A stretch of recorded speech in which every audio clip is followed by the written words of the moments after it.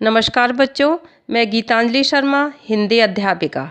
आज आपको क्षितिज काव्यखंड का पाठ 17 बच्चे काम पर जा रहे हैं पढ़ाने जा रही हूँ, जिसके रचयिता श्री राजेश जोशी हैं। राजेश जोशी का जन्म 1946 ईस्वी में मध्य प्रदेश के नरसिंहगढ़ जिले में हुआ था। उन्होंने शिक्षा पूरी करने के बाद पत्रकारिता शुरू की और उन्होंने कविताओं के अलावा कहानियाँ, नाटक, लेख तथा टिप्पणियाँ भी लिखीं। इनकी प्रमुख रचनाएं हैं एक दिन बोलेंगे पेड़, मिट्टी का चेहरा, नेपथ्य में हंसी और दो पंक्तियों के बीच हैं। इनकी भाषा शैली एक गहरा सामाजिक सरोकार रखती है। उनकी कविताओं में स्थानीय बोली बानी के शब्द होते हैं। उन्होंने अपनी रचनाओं में उर्दू शब्दों का भी प्रयोग किया है। अब मैं संक्षेप में कविता का सार पढ़ती हूँ। संक्षेप में कविता का सार इस प्रकार है।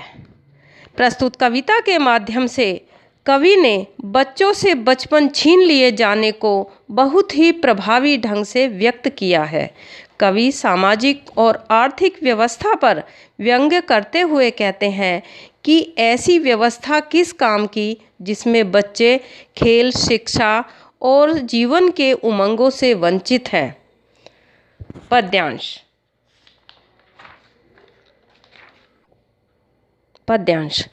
कोहरे से ढकी सड़क पर बच्चे काम पर जा रहे हैं। सुबह सुबह बच्चे काम पर जा रहे हैं। हमारे समय की सबसे भयानक पंक्ति है यह। भयानक है इसे विवरण की तरह लिखा जाना चाहिए इसे सवाल की तरह। बच्चे काम पर जा रहे हैं क्यों?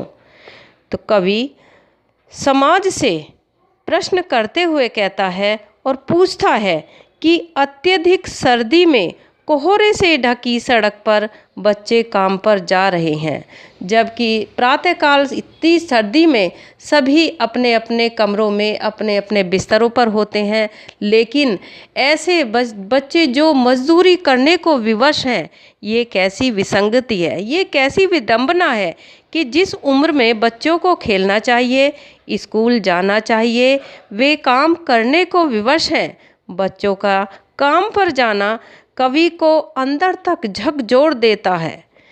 यह सबसे भयानक पंक्ति है और उससे भी भयानक पंक्ति यह है कि इसे विवरण जैसे लिखा जाना चाहिए। कवि पूछता है इसे सरकार, शासन, समाज आदि से पूछा जाना चाहिए कि ऐसी भी क्या मजबूरी है, ऐसी भी क्या व्यवस्था है कि जिस उम्र में बच्चों को खेलना या स्कूल में शिक्षा पाने के लिए जाना चाहिए, तो वे जिस अवस्था में बच्चे पढ़ते हैं, बच्चे खेलते हैं, लेकिन बच्चे मजबूरी के कारण बच्चे काम करने के लिए मजदूरी करने को क्यों जा रहे हैं। कवि बार बार समाज से प्रश्न करता है। दूसरा पद्यांश। क्या अंतरिक्ष में गिर गई हैं सारी गेंदें? क्या दीमकों ने खा लिया है सारी रंग बिरंगी किताबों को? क्या काले पहाड़ के नीचे दब गए सारे खिलौने? क्या किसी भूकंप में ढह गईं सारी इमारतें?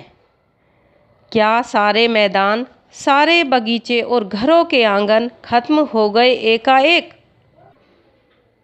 कवि समाज के ठेकेदारों से प्रश्न करते हुए कहता है कि बच्चों को काम पर जाता देखकर कवि दुखी हो जाता है और पूछता है कि आखिर बच्चे काम पर क्यों जा रहे हैं?